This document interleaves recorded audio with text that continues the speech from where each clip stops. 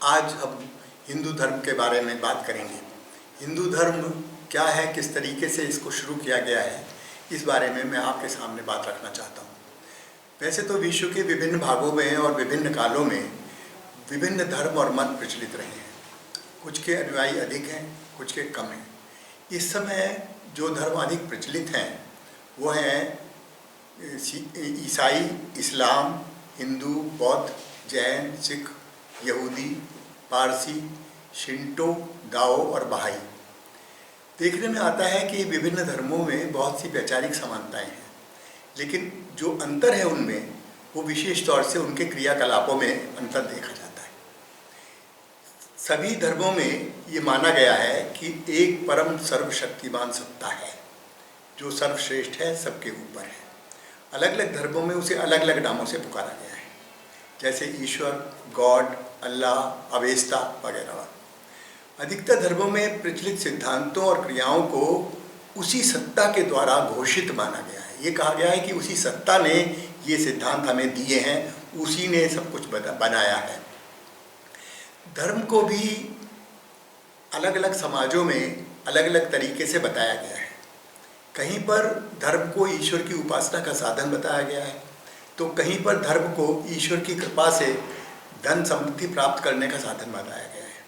कहीं पर धर्म से सुख और शांति प्राप्त करने की बात कही गई है, तो कहीं पर धर्म से आत्मिक ज्ञान प्राप्त करने की बात की गई है। कहीं पर धर्म में विभिन्न कर्मकांडों की प्रभुता मानी गई है, तो कहीं पर धर्म के लिए कर्मकांडों को आवश्यक नहीं माना गया है।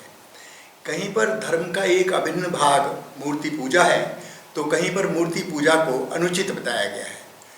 कहीं पर यह माना गया है, कहीं पर यह भी माना गया है कि धर्म का एक बड़ा कार्य समाज को सुव्यवस्थित रखना है, कंट्रोल में रखना है और व्यक्तियों को नियंत्रण में रखना है तथा बुराइयों और दुर्गुणों से समाज को बचाना है। तो कहीं पर धर्म को गरीब की अफीम भी कहा गया है। हिंदू धर्म में भी कुछ ऐसे सिद्धांत और क्रियाकलाप हैं जो अन्य धर्मों से मेल खाते हैं, लेकिन बहुत से ऐसे हैं जो अन्य धर्मों से अलग हैं। हिंदू धर्म के सिद्धांत और क्रियाकलाप किसी एक पुस्तक में वर्णित नहीं है, बल्कि बहुत से ग्रंथों में हैं। हमारे यहाँ एक किताब नहीं है, कुछ धर्मों में एक ही किताब है और उसी किताब के ऊपर सब कुछ निर्धारित है। लेकिन हमारे यहाँ पर बहुत सारे ग्रंथ हैं। वो ग्रंथ भी सभी संस्कृत भाषा में हैं और आज की तारीख में उनको पढ़ना और समझना भी बहुत मुश्किल हो गया है। इस कारण कभी कभी हिंदू धर्म के सिद्धांतों की और क्रियाकलापों की सही जानकारी हमको नहीं हो पाती है। इसीलिए हमने हिंदू धर्म की मुख्य बातों को प्रस्तुत करने के लिए ये सीरीज़ शुरू की है और ये वीडियो सीरीज़ के द्वारा हम आपके समक्ष हिंदू धर्म की मुख्य बातों को प्रस्तुत करते रहेंगे।